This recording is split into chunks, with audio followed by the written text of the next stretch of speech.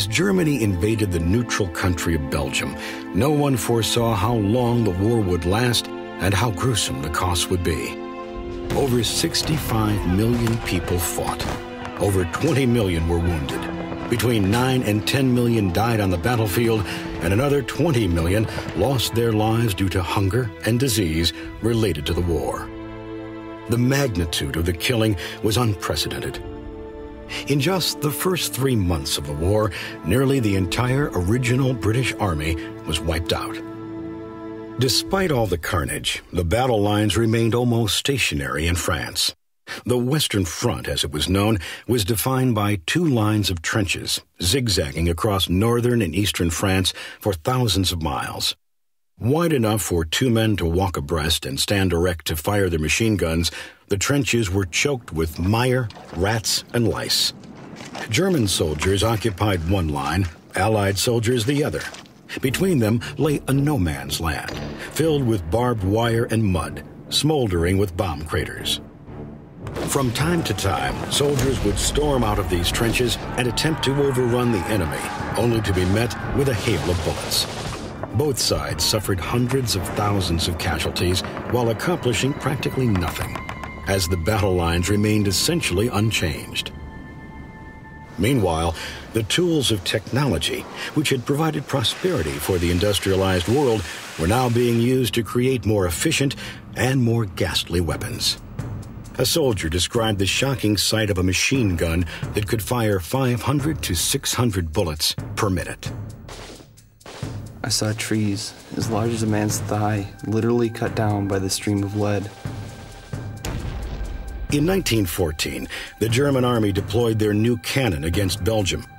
Big Bertha, as it was called, could hurl an 1,800-pound shell 9 miles. A year later, at the Second Battle of Ypres, the Germans introduced poison gas to warfare.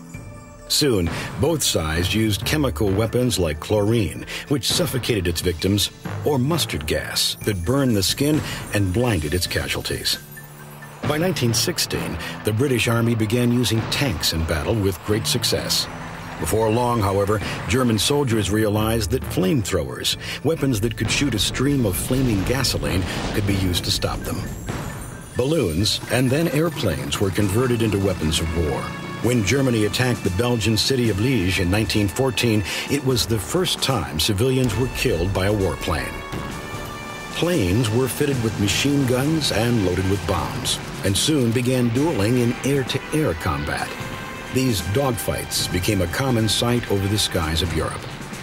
Germany's leading fighter pilot, Manfred Richthofen, nicknamed the Red Baron by the British because of his brightly painted red Albatros airplane, shot down 80 Allied aircraft before being struck by a bullet from the trenches and crashing to his death. If I should come out of this war alive, I will have more luck than brains.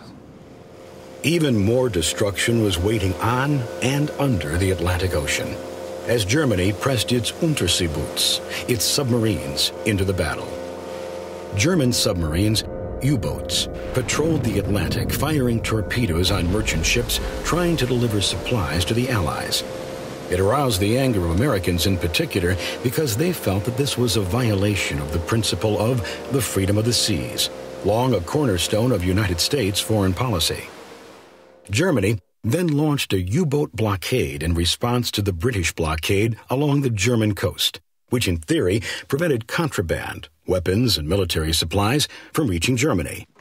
But the British definition of contraband was wide-sweeping, including food and fertilizer for crops.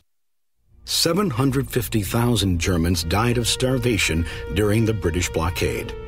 75,000 people lost their lives due to German submarine warfare. The blockades continued the pattern of war begun in the trenches. Everywhere, the fighting was inconclusive, while the new technologically advanced weapons made the lack of victories more devastating.